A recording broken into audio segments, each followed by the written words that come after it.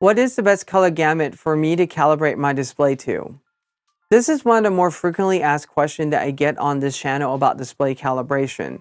And the answer is not quite as simple, and it also depends on the work that you do and the display that you have. Let's find out together what is the best color gamut that you can use to calibrate your display.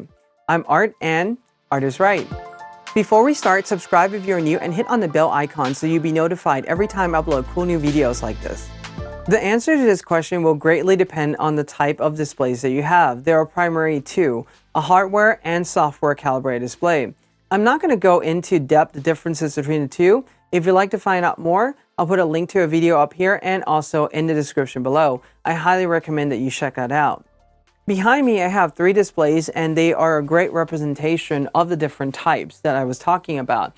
A hardware calibrated display, the SW270C, which I have made so many guides already on the best recommendation settings for both Mac PC and also for those of you that are grading with Resolve. And then we have two software calibrated display. We have my laptop, a 16-inch MacBook Pro, and also an external BenQ top-of-line Pro Design display. This is their PD3220U.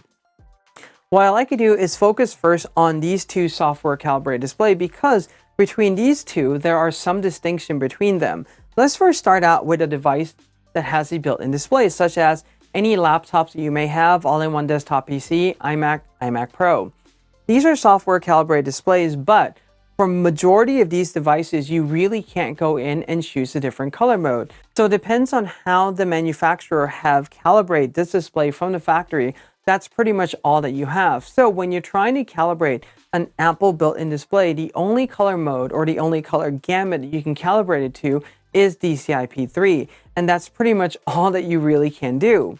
When it comes to these type of external software calibrated display, for example, the PD line or any other displays that are out there by any other manufacturer, generally there'll be color modes on these display.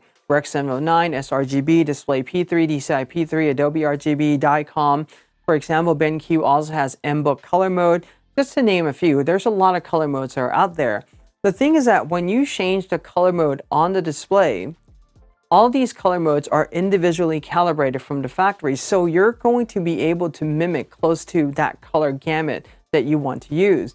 For instance, let's say I want to calibrate this PD in the largest color space possible. Well, I would set it to Display P3 and then run the calibration there. This way I'm going to be able to get the largest color gamut out of this display.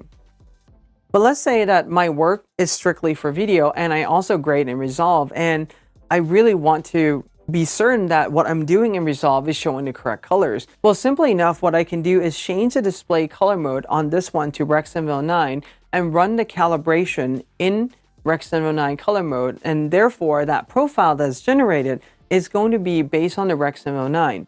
The thing about these external display is this. As long as the color gamut is smaller than Display P3 or DCI P3, you're okay. That means Rec 709, sRGB, they're much smaller color gamut.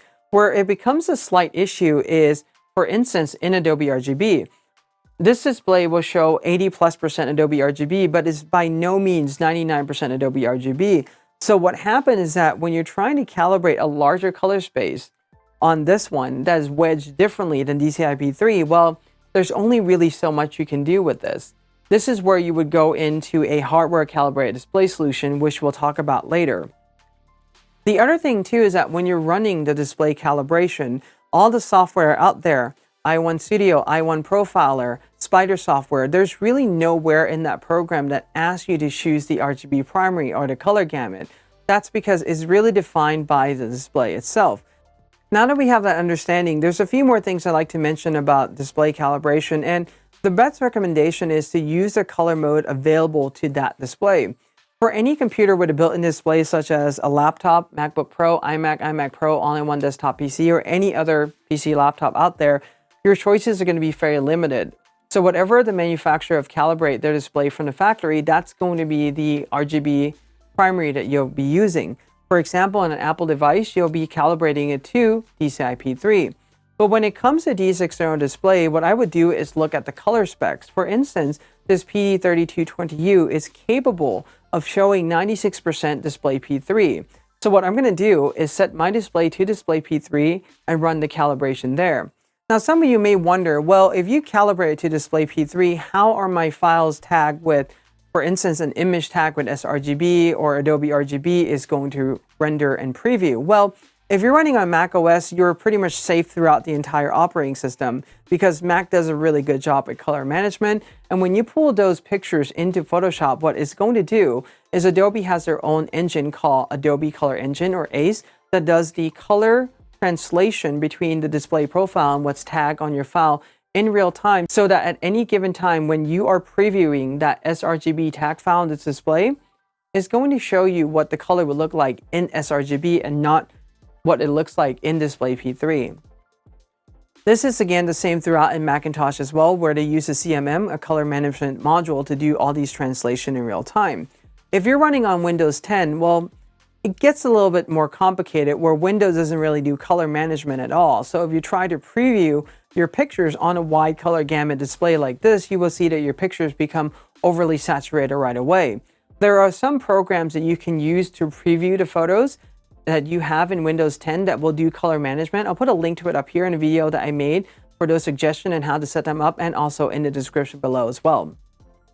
But beside that, the only other difference is that if you grade in Resolve, and this is for both Mac and PC, if you do that, the best recommendation, because Resolve does not handle any color management or color translation at all, I would generally recommend that you set the display, especially these external one, to Rec 709 and run the calibration in Rec 709. This way you're looking at the proper color every time you have Resolve running and you're doing color grading.